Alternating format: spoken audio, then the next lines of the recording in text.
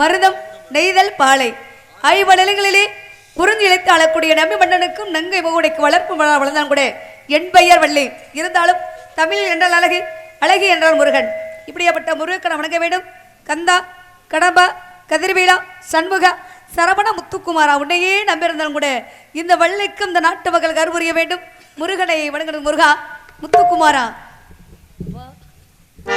அழகான பழனி மலை ஆண்டவா, அழகான பழனி மலை ஆண்டவா, உன்னை அணுகினமோ பாட வந்து கேளவா. அழகான அழகான பழனி மலை ஆண்டவா, உன்னை அணுகினமோ பாட வந்து கேளவா. வண்டி பயனாதனே பாவடி வேலனே, மலை நாதனே பாவடி வேலனே,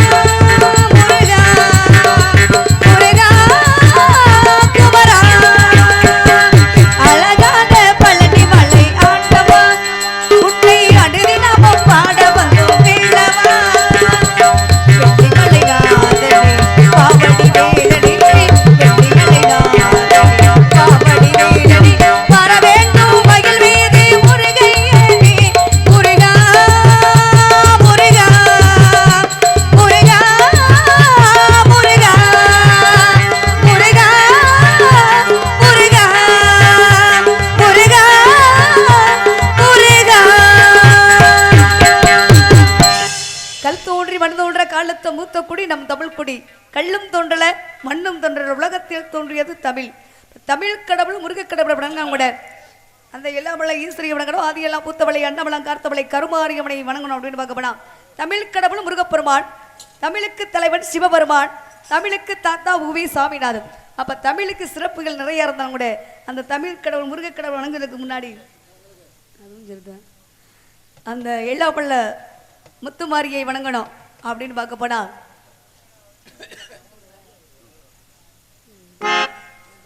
தமிழ் கடவுள் அப்படின்னா யாரை சொல்லுவோம்? முருகப்பெருமானை சொல்லுவோம். முதல்ல நாடகம் ஆரம்பிக்கும் போது முதல்ல யாரை வணங்குறீங்க? விநாயக பெருமானை தமிழ் கடவுள் நம்ம சொல்ல கிடையாது. முருகப்பெருமானை தான் தமிழ் கடவுள் அப்படின்னு நம்ம சொல்றோம். ஏன் முதல்ல வந்து வணங்கக்கூடிய தெய்வம் விநாயக பெருமான், வினையெல்லாம் தீர்ப்பவன் விநாயக பெருமான். அப்ப எந்த ஆலயத்துக்குமே போனாலும் முதல்ல வணங்கக்கூடிய தெய்வம் விநாயக பெருமான். அதற்கப்புறம் தான் எல்லா தெய்வத்தை வணங்கிட்டு நம்ம வருவோம். அப்போ தமிழ் கடவுள் முருகப்பெருமான் அப்படின்னு ஏன் சொல்றாங்க அப்படின்னு காரணம் இருக்கு. ஏன்னா காரணம் இருந்தாலும் கூட அந்த முருகப்பெருமானை வணங்குவதற்கு முன்னாடி எத்தனையோ ராத்திரி இருந்தாலும் கூட நவக்கிரகங்கள் 9 நவரத்தினங்கள் 9 எத்தனையோ ராத்திரி இருந்தாலும் கூட பெண்களுக்கு சிறந்த நாள் நவராத்திரி, ஆண்களுக்கு சிறந்த நாள் சிவராத்திரி. இந்த சிவராத்திரி வராதுன்னு போன பார்க்க போனா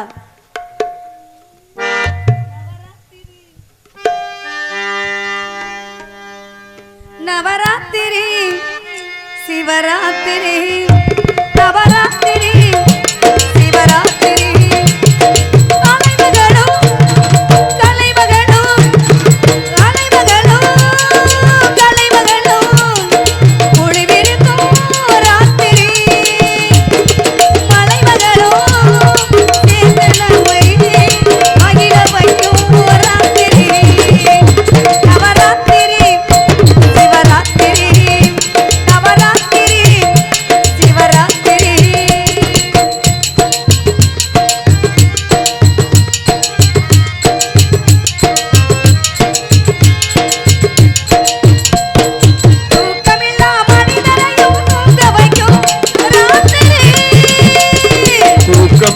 மனிதனையும் தூங்க வைக்கும் ராத்திரி.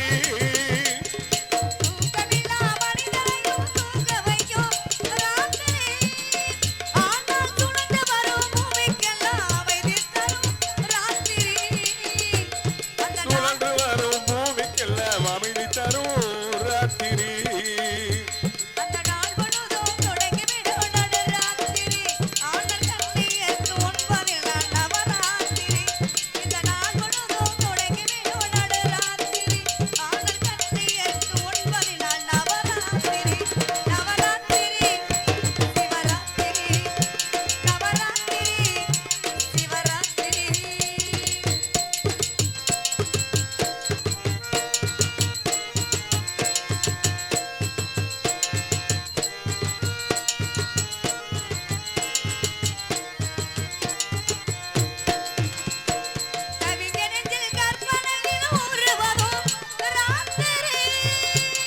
கவிஞர் நெஞ்சில் கற்பனைகள் ஊறுவதும் ராத்திரி.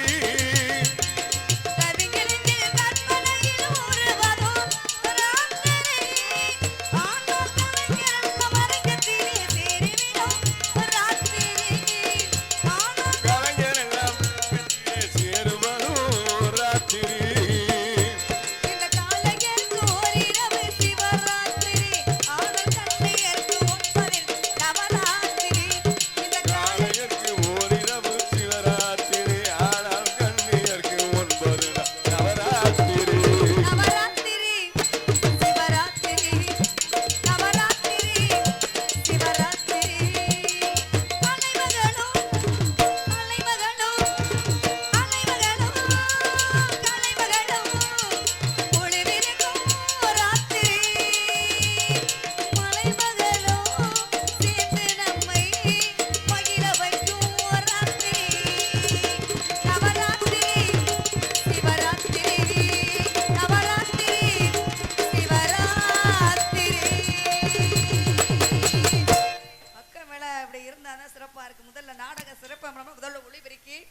இரண்டாவது பக்கமேளம், மூன்றாவது ஒரு நடிகருக்கு முகபாக்கும் கண்ணாடியாரா ரசிக பெருமக்கள் நீங்க தான்.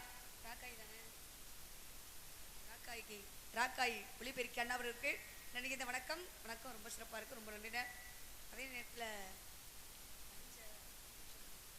5 யூடியூப் சேனல் எடுத்துக்கொண்டிருந்த அண்ணா அவர்களுக்கு நன்றி. இந்த வணக்கம் 5 யூடியூப் சேனல் அனைத்து யூடியூப் சேனல் அன்புள்ளங்களுக்கு உள்ளங்களது நன்றி. வணக்கம் வணக்கம். நம்பி மன்னனுக்கு நங்கை மகனுக்கு 7 ஆம்பளை பிள்ளை இருந்தாலும் கூட அவனுக்கு ஒரு கவலை, இன்னொரு பிள்ளை இல்லையே அப்படின்னு. ஏமா எத்தனை பிள்ளை? 7 ஆம்பளை பிள்ளை. 7 பிள்ளை பத்து இன்னும் ஆசைப்படுறாளா? அந்த காலத்துல 7 பிள்ளை இல்ல 13 பிள்ளை 15 பிள்ளை கூட பெற்றெடுத்திருக்காங்க. இப்போ உள்ள காலத்துல ஒரு குழந்தை கூட ரொம்ப சிரமமா இருக்கு மக்களுக்கு. ஏன்னா அப்ப உள்ள சாப்பாடு வேற, இப்ப உள்ள சாப்பாடு. அப்ப சாப்பிட்டா தான் உயிர் வாழ முடியும். இப்ப சாப்பாடே விஷமா தானே இருக்கு. 7 ஆம்பளை பிள்ளை இருந்தானோட அவங்களுக்கு என்ன கவலைனா பெண் குழந்தை இல்லையே அப்படின்னு ஒரு கவலை. முருகப்பெருமான் அருளால ஒரு பொம்பளை பிள்ளை வள்ளிக்கிழங்கு தோண்டிய பக்கத்துல கண்டெடுத்தாங்க. வள்ளிக்கிழங்கு தோண்டிய பக்கத்துல கண்டெடுத்ததுனால வள்ளின்னு பேர் சொல்றாங்க. எடுத்து வளர்த்த பிள்ளைன்னு அந்த பிள்ளை மனசுல நினைக்க கூடாது அப்படின்னு 7. யாருமா அது? அந்த நான் தான். அப்படி சொல்லுங்க, நீங்கள் சொல்லுங்க. அந்த பிள்ளைனா வேற ஆளு தானே? எதுக்கா வந்திருக்கு தெரியுங்களா? முருகப்பெருமான கல்யாணம் பண்ணிக்கிறக்கா நான் வந்திருக்கேன். ஓ, முருகப்பெருமானையா? ஆமா. ஏமா உங்களுக்கு விஷயமே தெரியாதா? என்ன விஷயம்? முருகனுக்கு ஏற்கனவே கல்யாணம் ஆயிடுச்சுமா. கல்யாணம் ஆனண்டா தெரியாம தான் நீ பண்ணிட்டு இருக்கீங்களா, தெரிஞ்சு பண்றீங்களா? முருகப்பெருமானுக்கா 1 வருஷமா 2 வருஷமா, அவருக்காக 13 வருஷமா காத்துக்கிட்டு இருக்கேன். 13 வருஷத்துக்கு முன்னாடியே கல்யாணம் ஆயிடுச்சுமா அவருக்கு? 5 வயசுல இருந்து காத்துக்கிட்டு இருக்கேன். ஓ, 5 வயசுல இருந்து 11 வயசு வரையும் முருகப்பெருமான மனசுல கடவுளா நினைச்சேன். இப்ப 12ல இருந்து 13 வயசு நடக்குது. சரி, 13 வயசு நடந்து முடியறக்குள்ளேயும் முருகப்பெருமான் எனக்கு மாலை மாத்தணும். ஆமா, நீங்க பண்றது என்ன? ஆசைப்படலாமா? முருகப்பெருமானுக்கு ஏற்கனவே ஆசைப்படாதீங்க. அதானே, ஏற்கனவே முருகப்பெருமானுக்கு திருப்பரங்குன்றத்துல தெய்வ யானையை திருமணம் முடிச்சாச்சே. ஆமா, நீங்க 2ஆம் தரமா வாக்கப்பட்டு போனா சக்கலாத்தி சண்டை தானே வரும் அப்படின்னு நீங்க நினைக்கிறீங்க. கண்டிப்பா வரும். அது மாதிரி எல்லாம் கிடையாதுப்பா. நான் என்ன சொல்றேன்னா, விநாயக பெருமானுக்கு 3 மனைவி, அவங்களுக்குள்ள சண்டை வந்திருக்கா? ஓ, சண்டை வந்தது கிடையாது. வரல. கிருஷ்ணனுக்கு எத்தனை மனைவி? கணக்கே இல்ல. அவங்களுக்குள்ளே சண்டை வந்தது இல்ல. முருகப்பெருமான நான் கல்யாணம் பண்ணிக்கிட்டா எப்படி சக்கலாத்தி சண்டை வரும்? சண்டைங்கிறதே வராது நம்மனாலதான். என்ன காரணம்னா, ஒரு பிறந்த வீட்டுக்கு பெருமையா புகுந்த வீட்டுக்கு பெருமையா அப்படின்னா பெண்களுக்கு புகுந்த வீட்டுக்கு தான் பெருமை. புகுந்த வீட்டுல பெண்கள் எப்படி நடந்துக்கிறோமோ அதே போல பிறந்த வீட்டுக்கு தன்னால பெருமை சேரும்.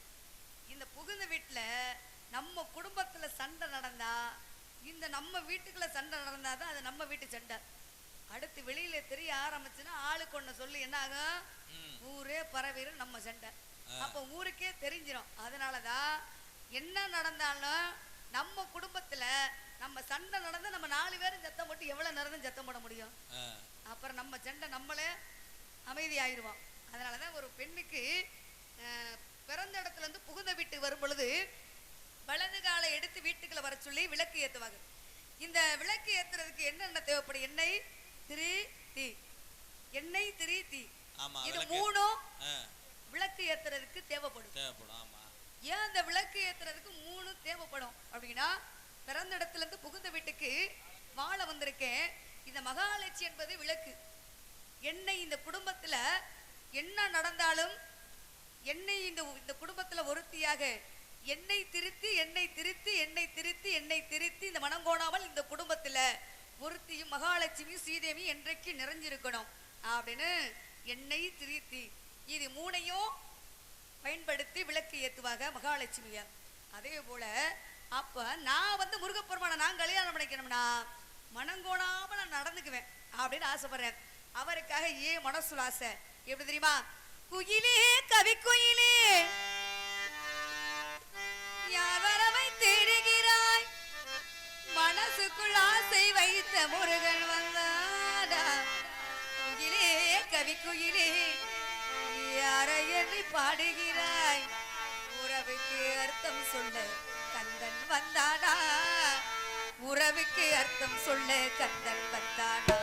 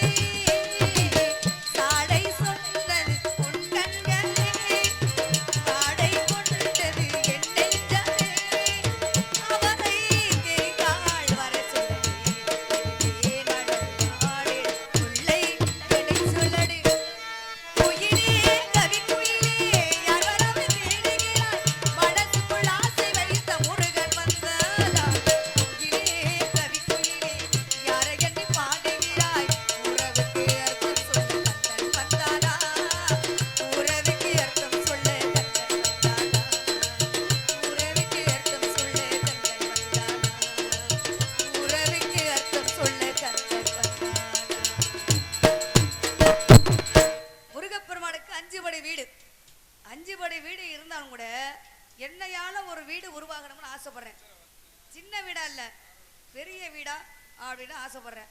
இப்ப ஒரு பெண்ணுக்கு வந்து இப்போ உள்ள காலத்துல பாருங்க 1/2 பவுனு 3/4 பவுனு வசதிக்கு தகுந்த மாதிரி தங்கத்துல தாலி எடுத்து பெண்களுக்கு தாலி கட்டுறாங்க.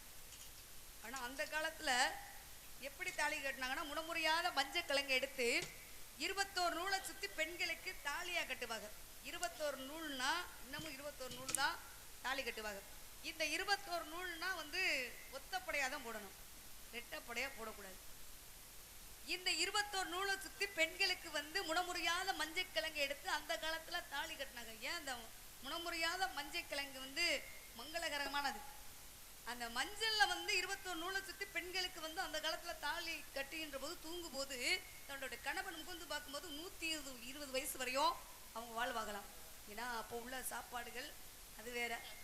அதே நேரத்துல அந்த காலத்துல கூழை குடிச்சாலும் கூட 120 வயசு வாழ்ந்தாங்க. ஆனா இப்போ உள்ள காலத்துல எல்லாத்தையும் நம்ம சுத்தப்படுத்தி சாப்பிட்றோம். சுகர் இல்லாத மனுஷனும் பிரஷர் இல்லாத மனுஷனும் பார்க்க முடியல. அப்ப முருகப்பெருமானுக்காக நான் காத்துக்கிட்டு இருக்கேன். அவர் என்ன காதலிக்கிறாரா அப்படின்னு தெரிஞ்சு முருகப்பெருமானை நான் காதலிக்கிறேன். முருகப்பெருமான் என்ன காதலிக்கிறாரா அப்படின்னு தெரிஞ்சுக்கிறோம்னா என்ன செய்யலாம்? தூது தான் சொல்லணும். அந்த காலத்துல புறாவை விட்டு தூது சொன்னாங்க. நான் வந்து நண்பன்கிட்ட சொல்லலாம், இல்லாட்டினா தோழிகிட்ட தான் சொல்லலாம். அப்ப வள்ளி பிள்ளை ரொம்ப ஏங்குது அப்படின்னு பழனி மலையிலிருந்து கொஞ்சம் கொஞ்சமா இறங்கி வரணும். முருகப்பெருமானுக்காக நான் காத்து கிடந்தாங்க. முதல் படை வீடு திருப்பரங்குன்றம், 2வது படை வீடு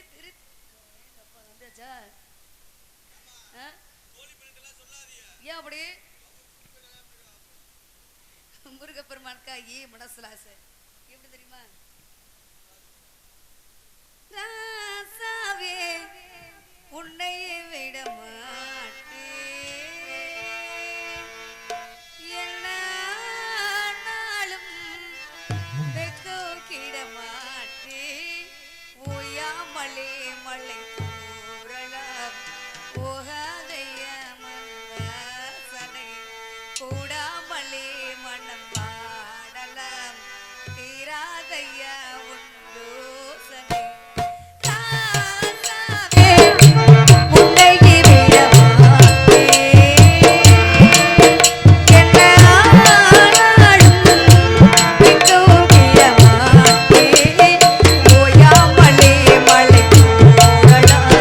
போகாதைய மனவாசனை, கூடாமலே மனம் பாடலாம்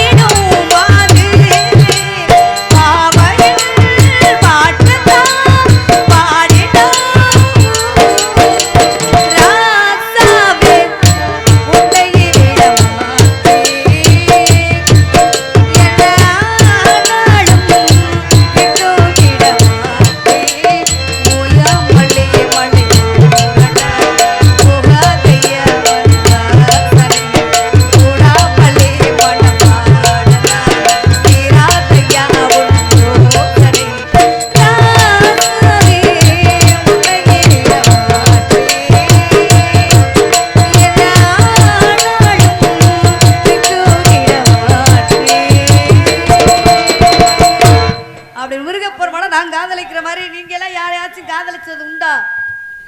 நீங்க யாரையாவது காதல் வச்சிருக்கீங்களா? எங்க அப்பா இளங்கண்டனா நம்ம நிறைய மனிதன் பிறந்ததுல இருந்து சாகிற வரையும் காதல் இருக்கணும். காதல் இல்லாம உலகமே கிடையாது. இருமணமும் சேர்ந்தாதான் திருமணம். இருமணமும் சேரலைன்னா வெறும் மனம் தான். ஒரு பெண்ணோட மனசு ஒரு ஆணோட மனசு ஒன்று சேரணும். அப்ப 20 வயசு இளமை காதல், 60 வயசு அனுபவ காதல், அதையும் தாண்டி புனிதமான காதல் என் காதல். 20 வயசுல ஒரு காதல் வரும், அது ஒரு வகைப்படும். 90 வயசுல காதல் வருமா? அப்பயும் வரும். வரும், வர வைக்கணும். 90 வயசுலயும் காதல் வரணும். காதல்னா என்ன தெரியுங்களா? அன்பு தான். 90 வயசாயிருச்சு. இந்த வயசான காலத்துல பேரம்பேத்தி அன்புக்காக காதலுக்காக இயங்கிக்கிட்டு இருப்பாங்க. அது ஒரு காதல் வகைப்படும். முருகப்பெருமான நான் கல்யாணம் பண்ணிக்கணும். அந்த காலத்துல என்ன விஷயங்கள் நடந்தது உண்டுனா, இவ்வளவு பெரிய கல் இருக்குமா, இளவட்ட கல். அப்பா நீங்க தூக்கிருக்கீங்களா? அப்ப தூக்கிருக்கேன், இப்ப முடியாது. ரஞ்சித்து நீங்க என்னது கல்ல தூக்குனீங்களா பொண்ணை தூக்குனீங்களா? கல்லெல்லாம் தூக்கிடுவேன். அந்த காலத்துல இளவட்ட கல்லுன்னு ஒண்ணு இருக்குமா. யாராச்சும் பெண்ணு கேட்டு போனா யார் இளவட்ட கல்ல தூக்குறாங்களோ அவங்களுக்கு பொண்ணை கொடுத்து திருமணம் முடிச்சு வச்சாங்க. ஆமா, ஏன் இளவட்ட கல்ல தூக்க சொல்றாங்கன்னா, நம்ம பெண்ணை வச்சு வாழக்கூடிய ஒரு தைரியம் இருக்கா, ஒரு ஆண்மகனுக்கு வீரம் இருக்கா அப்படின்னு அந்த காலத்துல இளவட்ட கல்ல தூக்குனா தான் பொண்ணு கொடுப்போம்னு அந்த காலத்துல இளவட்ட கல்ல தூக்கி பெண்களை திருமணம் முடிச்சு வச்சாங்க. ஆனா இந்த காலத்துலயும் இளவட்ட கல்ல தூக்குனாதான் நாங்க பொண்ணு கொடுப்போம்னா எத்தனை பேத்துக்கு கல்யாணம் நடக்கும்? ஒரு உலகி நடக்காது. ஏன் அப்படி? கல்லை தூக்குறோமோ இல்லையா, முதல்ல பொண்ணை தூக்கிடுவோம். அதானே. தமிழ்நாட்டு ஆண்மகன் வந்து எப்போதுமே வந்து தமிழ்நாட்டுக்கு ஒரு சிறப்பு என்னன்னா, சாகுற வரையுமே ஆண்மகன் வந்து வீரமாத்தான் இருப்பாங்களாம். இரண்டாவது என்ன தெரியுங்களா? ஜல்லிக்கட்டு காளை அடக்கியோடு எங்க வீரத்தை காமிப்போம். அப்ப வீர விளையாட்டு ஜல்லிக்கட்டு காளை கபடி. அப்ப தமிழ்நாட்டு இளைஞர்கள் வந்து சாதாரண இளைஞர்கள் கிடையாது. அப்ப இரண்டாவது ஜல்லிக்கட்டு காளையோட கூட எங்களோட வீரத்தை காமிப்போம் அப்படின்னு இளைஞர்கள் வந்து காளை அடக்குவாங்க. அதே போல முருகப்பெருமானை நான் கல்யாணம் பண்ணிக்கணும்னா இளவட்டக்கல்ல தான் தூக்க சொல்லுவோமா, இல்ல காளையத்தான் அடக்க சொல்லுவோமா?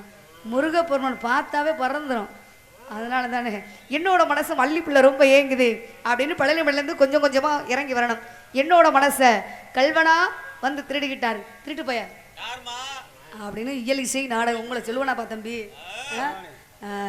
என்னோட மனசை முருகப்பெருமான் கல்வனா வந்து திருடிக்கிட்டாரு அப்படின்னு பார்க்க போனா, ஏண்டி வெள்ளத்து என்ன தெரியலையா,